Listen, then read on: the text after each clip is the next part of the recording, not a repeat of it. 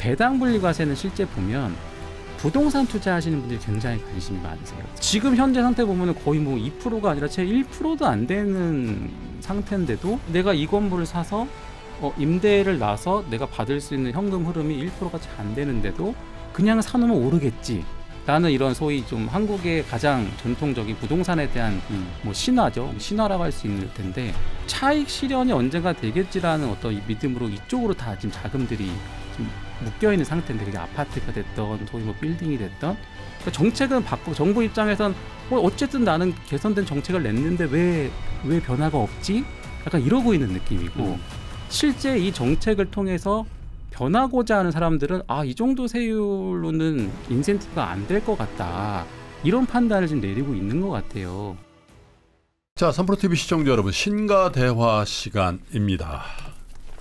8월 어떠셨습니까? 너무 무덥고 또 습기도 많고 참 지내기 힘드셨을 때 휴가를 가신 분도 힘들었다는 얘기들 하시는데 휴가도 못 가고 장을 지키시는 분들은 더욱 힘드셨던 게 8월은 워낙 전통적으로 장이 없다고들 하잖아요. 근데 어쨌든 우리 한국 시장도 또 미국 시장 포함해서도 뚜렷한 방향성을 갖기보다는 조금은 한국 시장 위주로 좀 쉬어가는 장이었던 것 같은데 정책의 혼선 그리고 미국의 도널드 트럼프가 매일같이 쏟아내는 변동성에서 그나마 어쨌든 8월 말이 다 됐네요. 그래서 여러분 수고하셨고요.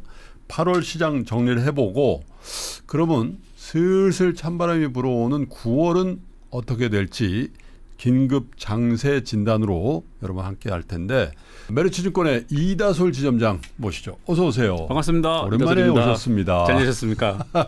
얼굴이 많이 타셨네요. 얼굴이 이렇게 헬쑥해졌어요. 저는 살을 무지하게 빼셨네요. 최근 2년 동안 달리기랑 요가를 좀 꾸준히 했는데 살은 빠지고 컨디션은 굉장히 좋아져서 진작부터 좀 떠볼까 싶은 생각이 들 정도로 보기 좋아요. 네, 그래서 저도 사실 10kg 이상 감량을 했어요. 그러니까 굉장히 슬림해지셨어요.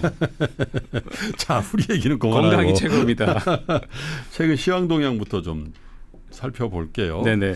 사실 정확히 말씀드리면 6월 3일부터 네. 선거일이죠.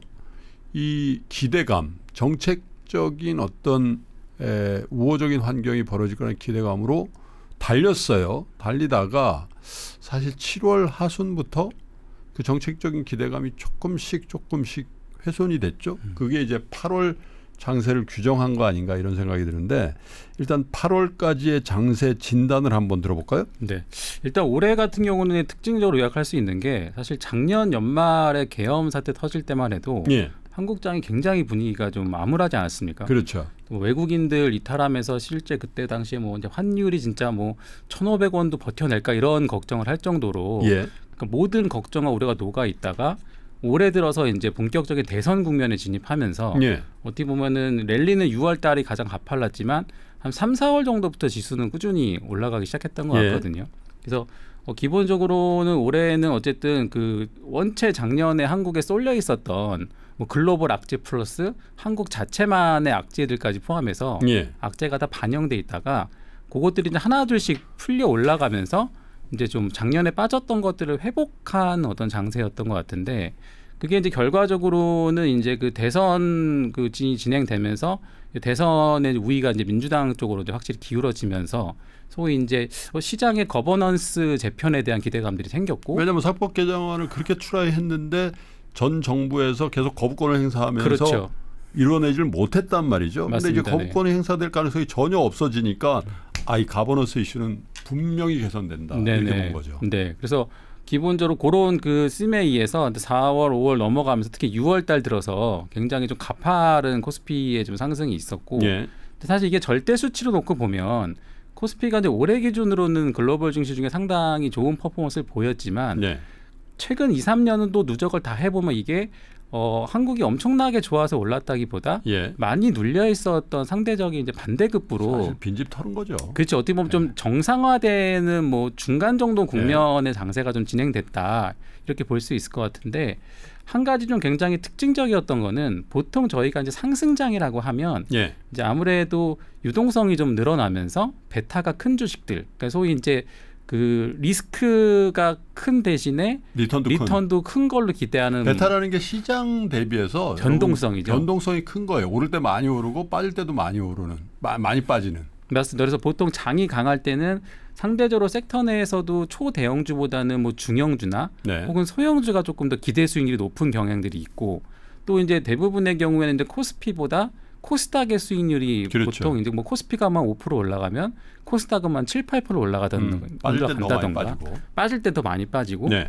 그런 국면들이 진행되는 게 보통의 상승장인데, 요번 상승장의 특징은 코스피가 코스닥보다 수익률이 좋았고요. 아하. 코스피 중에서도 대형주가 중형주랑 소형주보다 수익률이 좋았고, 네. 또 특정 섹터 내에서도 그 같은 산업군 내에 있는 종목 중에 시총이 가장 크거나 혹은 이익을 가장 많이 버는, 절대이익을 많이 버는 기업을 샀을 때가 오히려 그 하위권 주식을 샀을 때보다 수익률이 훨씬 좋은 특징이 1등주가 좋았다는 얘기네요.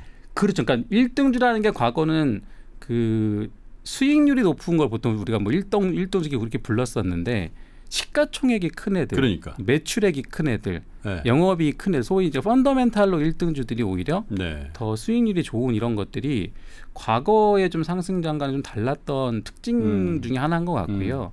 그러니까 저희도 이제 뭐 내부적으로 이런 패턴들이 왜 과거에 안 보였던 패턴이 이번 장에 보였나를 생각을 해보면, 결국은 이 주가 상승을 이끄는 거는 누군가 샀기 때문에 오르는 거지 않습니까? 모든 네. 물건의 가격이라는 것이. 그러면 누가 샀냐가 제일 중요할 거고, 그렇죠. 그 사는 사람이 어떤 세일즈 포인트를 보고서 예. 샀냐가 중요할 텐데, 기본적으로 저희가 이제 현장에서 체크했을 때는 4월, 6월 달 지나면서 국내 시장의 이제 거래 대금의 예탁금이 상당히 많이 늘었는데, 네. 그렇다고 기존에 있는, 그러니까 기존에 주식을 안 하던 개인 고객들이 다시 주식시장에 돌아와서 매매를 활발하게 하신 것 같지는 않아요. 네. 기본적으로 예탁금 자체가 이제 시가총액이 늘어나면서 같이 좀 올라간 경향이 좀 크고, 그러니까 기존의 개인단에서는 기존의 주식을 좀 국내 시장에 남아서 하시던 투자자들이 조금 이제 활발하게 투자하시고, 또 과거에 물려있던 주식들이 이제 올라오면서 뭐 본인이 이제 운용하는 금액이 이제 커지는 효과들은 있었지만, 예. 그렇다고 해서 뭐 과거 뭐 2020년에 소위 뭐 동학개미 운동으로 불렸던 신규 계좌들이 막 계속해서 그때는 증액하는, 정말 대단했었어요. 그러니까 소위 이제 저도 전화를 엄청 받았거든요. 네네. 주식해도 되냐고. 나 네. 주식 시작했다고. 네, 그러니까 막 새 돈이 되게 많이 유입됐다는 느낌을 강하게 받지는 못했거든요. 예. 근데 이제 반면에 이제 외국인들 기준에서는 특정 기간 동안은 상당히 좀 강하게 한국 주식을 좀 샀던 경향이 있는데, 그러니까 결국 그 4월 이후에, 그러니까 한국 대선 있은 이후에 시장을 샀던 자금들의 성격을 보면 예. 상대적으로 좀 자금의 단위가 큽니다. 어허. 그러니까 과거에는 좀 작은 돈들이 여러 개가 모여서 어떤 하나의 큰 자금을 형성했다고 하면, 예. 요번 장에 일단 시장에 진입했던 자금들은 외국인들의 돈이 이동하면서 좀 뭉칫돈들이 한 번씩 툭 들어온다던가, 예. 혹은 이제 기존에 있던 좀 그 개인 고객 좀 큰손 자금들이 소위 이제 그 계엄 이후에 거의 계좌 활동을 쉬다가 다시 이제 복귀해서 좀 활발하게 매매를 한다든가, 그리고 아니면 이제 기존에 이제 다른 자산 시장 쪽에서 좀 굵직하게 움직이던 돈들이 좀 주식으로 넘어가 볼까 고민해보는. 그러니까 결과적으로 조금 단위가 큰 돈들이 이제 들어온 것 같다. 이동을 움직이다 보니까 아무래도 생각할 수밖에 없는 게 거래 대금을 상당히 많이 중시하는 경향이 보이거든요. 그래서 유동성 있는 주식들. 맞습니다. 그러니까 내가 이 주식이 몇 프로 오를까도 중요하지만, 내가 원하는 수량을 충분히 살 수 있냐, 충분히 팔 수 있냐. 그죠? 또 충분히 팔 수 있냐. 좀 있으면 또 팔아야 될 때가 와요.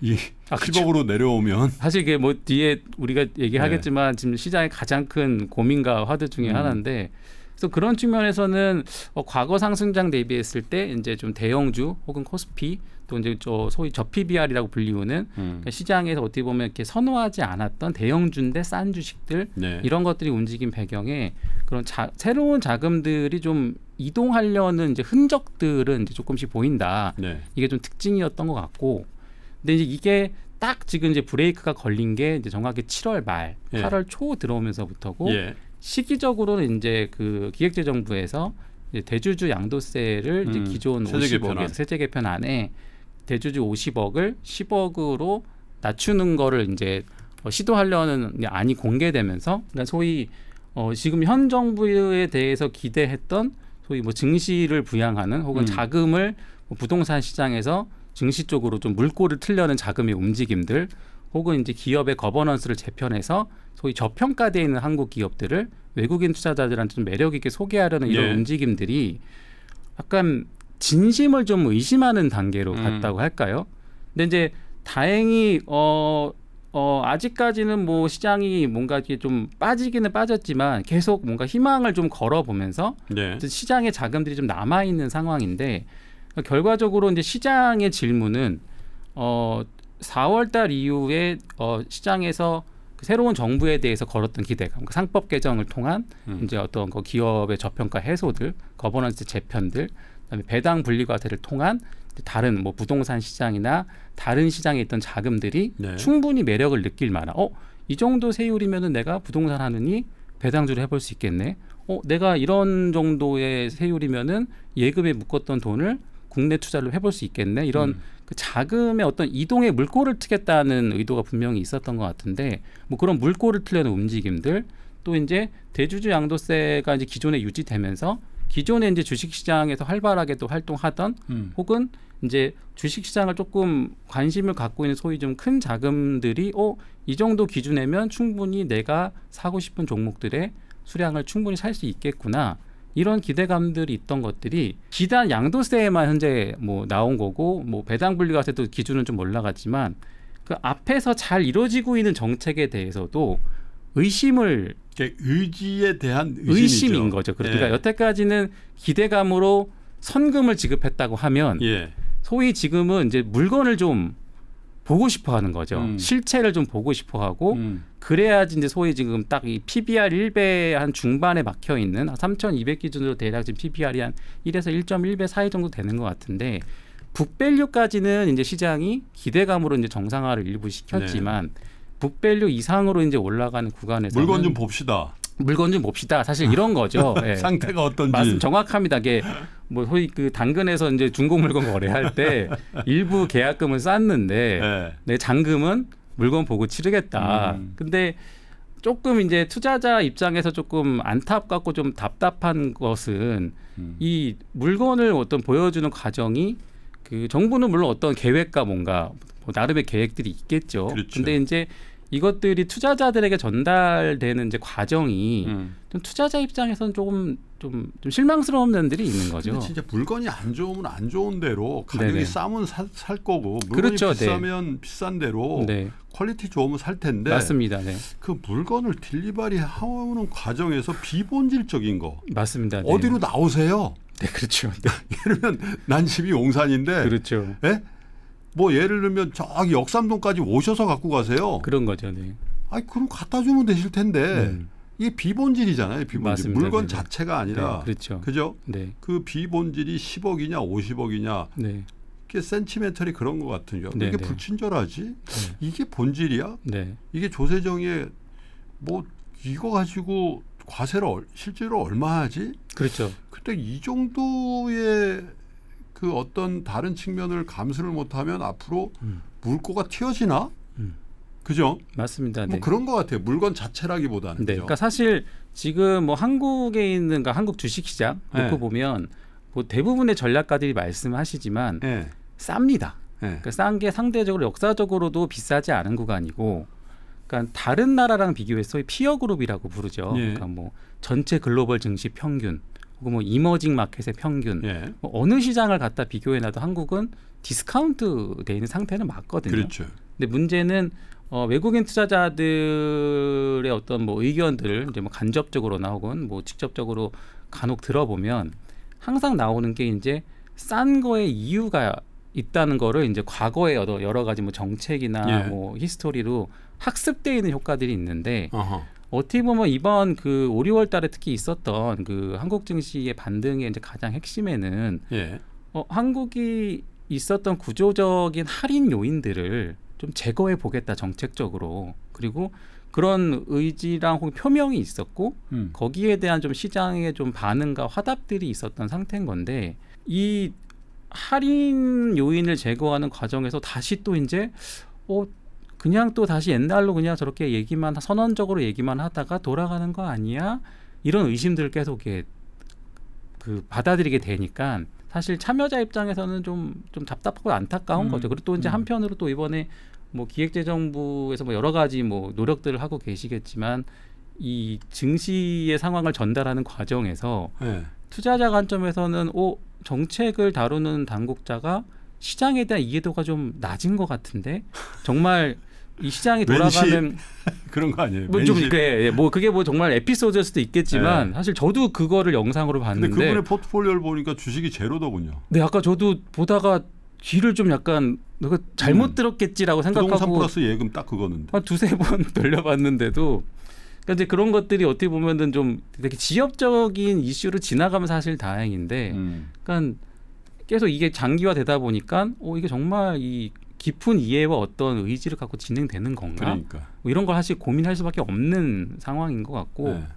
그래서 결과적으로는 7, 8월 달은 어떤 그 정책의 소위 물건을 보자는 어떤 그 물건을 보자는 기다림의 기간이 한 2달 정도 진행됐다고 보여지고 근데 그 사이에 이제 조금 뭐 글로벌 이슈로 좀 우려됐던 관세 이슈라든가 네. 혹은 이제 그 촬영일 그 한미 정상회담에 대한 이슈라든가 오늘 저희 촬영일 기준으로 오늘 새벽에 오늘 새벽에 저도 밤잠을 설치면서 봤어요. 또 트럼프가 그쵸, X에다 이상한 얘기를 해가지고 야 이게 뭐냐 해가지고 저도 잠들려다가 그걸 보고 자야 되겠다 해가지고 계속 유튜브 보면서 그죠? 네. 오히려 대외적인 변수들은 걱정했던 것보다 그래도 좀 괜찮게 마무리돼가는 국면이고 또 뭐 이번에 뭐 연준에서도 이제 하반기 좀 금리 인하에 대한 조금 뭐 뉘앙스를 좀 비치기도 했고 그래서 사실 외부 환경들은 이제 어느 정도 이제 큰 어떤 갈등이나 노이즈들을 끝내놓고 하반기 이후에 좀 뭔가 이제 실제 일을 하는 그림을 그리려는 그림을 보이고 있는데 그런 국면에서 이제 어떤 그 국내 정책들이 좀 잘 마무리가 되면 분명히 이제 이 시장의 자본 시장으로 그 자금의 물줄기를 칠 수 있는 굉장히 좋은 기회라고 보거든요. 그래서 그런 것은 좀 그 담당하시는 분들이 근데 이제 정책적인 측면에서 두 가지가 있잖아요. 근데 지금은 굉장히 어떻게 보면 연말까지의 수급이라는 측면에서 기분 나쁘니까 그죠? 야, 이거 뭐 왜 이 비본질적인 거에 이렇게 집착을 하지?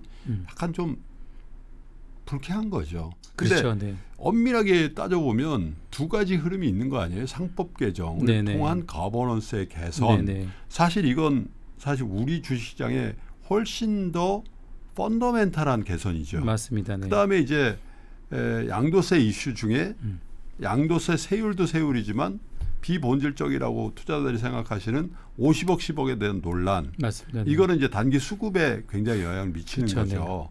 근데 이제 이 두 번째 케이스는 굉장히 실망스럽고 첫 번째 케이스는 진도대로 나가고 있어요. 어제도 사실 본회의 다 통과해서 강화된 집중투표제를 비롯한 강화된 게 통과가 됐잖아요. 그죠? 그래서 엄밀한 의미에서 보면 정책이 실종된 건 아니고 비본질적인 시장에 대한 어떤 신뢰 문제에 훼손이 갔기 때문에 문제인데 이건 빨리 회복하면 될 것 같은데 이게 너무 길어지니까 저 사람의 본의가 뭐지? 저쪽의 본의는 뭐지? 맞습니다. 진정성이 있나? 원래 얘기했던 그게 맞나? 이 부분이 사실 아무것도 아닌 것 같지만 신뢰 기반의 뭔가를 자꾸 회의하게 되면 나갈 때 못 나가고 들어올 때 못 들어오잖아요. 그죠? 그러니까 이게 뭐 주식이 뭐 여러 가지 복잡하게 하려면 복잡하게 할 수 있지만 사실 간단하게 진짜 생각하면 그 나라에 상장되어 있는 기업들이 벌어들인 총 이익의 합액 이 나라의 매력도를 뜻하는 멀티플 PER이 몇 배냐 혹은 PBR이 몇 배냐를 곱해서 합산한 게 합산 시가총액이 있지 않습니까? 보죠. 그러니까 이제 결과적으로 증시가 올라가려면 기본적으로는 이 나라에서 활동하고 있는 기업들의 본질적인 이익 체력이 좋아지는 게 하나가 있을 거고 그 다음에는 똑같은 이익을 벌어도 어떤 나라 증시에서는 PER 18배를 받는데 어떤 나라 증시에서는 뭐 7배를 받기도 하고 뭐 이런 극단적인 그러니까 어디에 소속돼 있냐에 따라서 바뀌는 거는 결국 멀티플인데 지금 사실 이제 그 진행되고 있는 모든 논점들은 어찌됐건 한국에 상장돼 있는 기업들은 글로벌 같은 피어 그룹들 대비 대부분 다 할인받고 있는 게 현실이거든요. 그게 대표적인 게 이번에 그 뭐 올해 방산주들이 굉장히 랠리를 갔었지만 방산주를 투자로 이제 한국에 탐방 왔다는 외국인 매니저들 얘기들을 이제 제가 간접적으로 업계에 있는 지인들 통해 들어보면 다 공통적으로 지적하는 게 너네 나라 주식들은 왜 이렇게 싸니? 그러니까 자기가 분명히 똑같은 일을 하는 해외 기업들을 보다가 탐방을 왔는데 네. 첫 번째 놀라는 게 가격이 같은 상품을 만드는 해외 기업 대비 굉장히 싸다. 그래서 문제가 있나 들어보면 굉장히 정상적인 영업 활동이 벌어지고 있고 또 기본적인 뭐 R&D라든가 뭐 이런 것들이 이제 뭐 딱히 지적할 부분들이 없는데 기본적으로 가격이 이제 저평가되어 있다는 것에 굉장히 놀라고 갔다는 예. 얘기들을 많이 전해 들었었거든요. 예.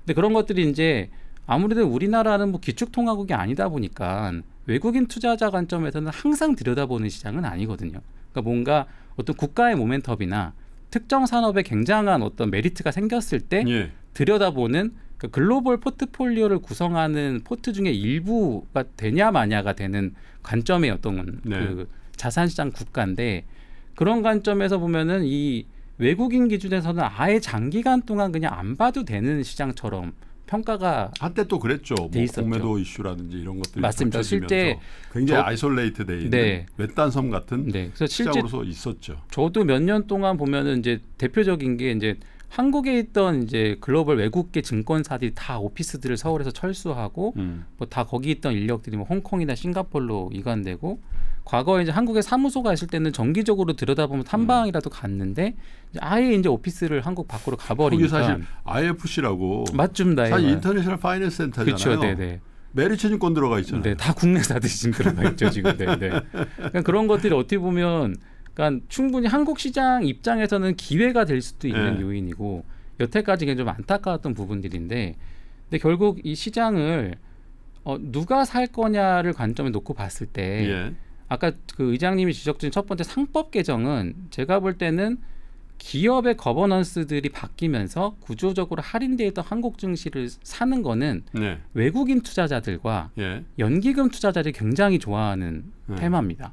그렇기 때문에 만약에 이 상법 개정은 기본적으로 저는 기대하는 거는 외국인 투자자들이 한국을 들여다보는 마중물이 될 수 있다는 거 하나랑, 그다음에 국내 연기금 같은 경우도 포트폴리오의 수익률 개선을 위해서 어쨌든 구조적으로 계속 해외 자산을 예. 늘리고 국내 자산을 낮추는 방향으로 수년간 포트폴리오 변경이 진행돼 왔었는데, 예. 사실 한국 자산의 어떤 그 거버넌스 개편되면서 이 할인율들이 사라지면 이 방향도 사실 바뀔 수 있는 거거든요. 그래서 그런 측면에서 그러니까 뭐 그 자금을 집행하는 큰 돈들이 바뀔 수 있는 정책의 수단이라고 보여지고, 네. 배당 분리과세는 실제 보면 부동산 투자하시는 분들이 굉장히 관심이 많으세요. 특히 뭐 저도 주변에 뭐 그 여러 가지 투자하시는 분들 얘기 들어보면, 그러니까 주식을 하시는 분들은 계속 주식을 하시고, 보통 부동산 하시는 분들은 계속 부동산을 하시고, 은행에서 예적금을 하시는 분들 대부분 본인이 하시던 익숙한 투자 중심으로 자금 배분을 하시거든요. 근데 이제 그 부동산 같은 경우가 이제 보면 이제 단위가 좀 큰 면도 있고 세금이 워낙 민감하기 때문에, 네.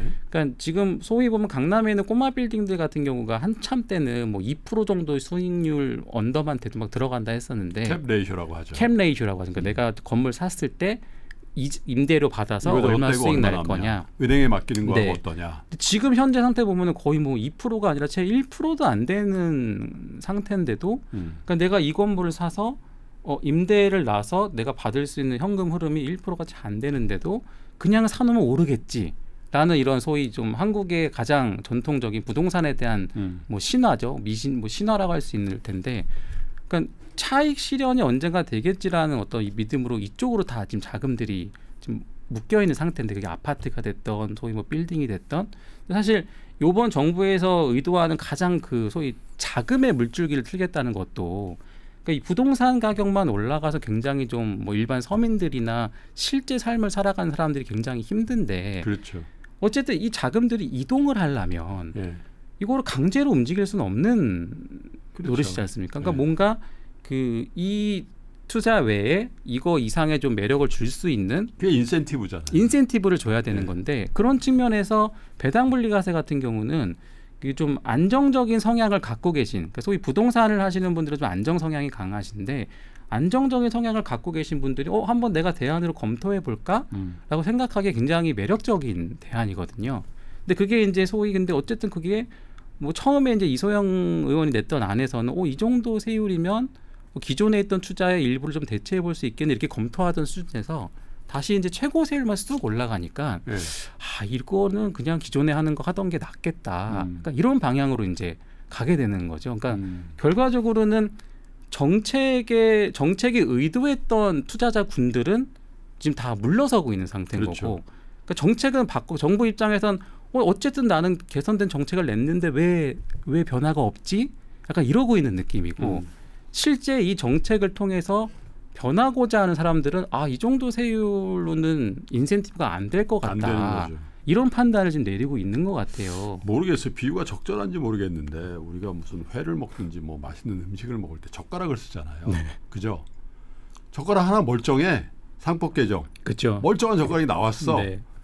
근데 세제에 대한 젓가락을 딱 받아들이니까 반밖에 안 되는 거야. 그러니까 이게 찝으면 안 찝어져요. 안 찝히죠. 결국 젓가락으로 이렇게 찍어 먹고 있는 거지. 이렇게. 이제 진짜 맛있는 민어회가 나왔어. 그래서 야 이제 먹으려고 딱 젓가락을 딱 잡았는데 네. 그렇다고 요걸 쭉 밑으로 하면 이게 손이 안 잡히잖아. 네, 네. 손에 잡히면 그렇죠. 이게 안 집어지는 거지. 네. 왜 이렇게 하냐. 네. 집어 먹어야 맞습니다. 네. 인센티브가 돼서 이렇게 돈이 일로 들어오고 네. 그래서 이른바 얘기하는 뭐 경기라는 것도 네. 웰스 이펙트든 뭐든 뭐가 생겨가지고 그죠? 네네. 부동산 올라가지고는 소비 안 하더라고요. 그렇죠. 네? 왜냐면 빌딩 500억 주고 사고 대출 받아가지고 600억 됐다고 소비하는 걸 내가 본 적이 없어요. 이전에는 쓸 수 있는 현금이 없으니까요. 그리고 그분들은 이미 이빨 쓰고 있잖아요. 그렇죠. 네. 그런 정도는 네. 주식은 정말 이게 경제에 영향을 미치는 게 뭐 많은 그 소액 투자자들 담당을 하십니다만 네네. 자 2천만 원 투자하다가 2,500만 원 돼도 사실 그러지 말라고 하지만 이분들이 너무 퓨어해서 말 안 해도 자기가 한 잔 산다 그러잖아요. 그럼요. 그렇죠. 당장 집에 갈 때 뭐라도 하나 애들 더 사주고 싶어지고. 그러니까 네. 네.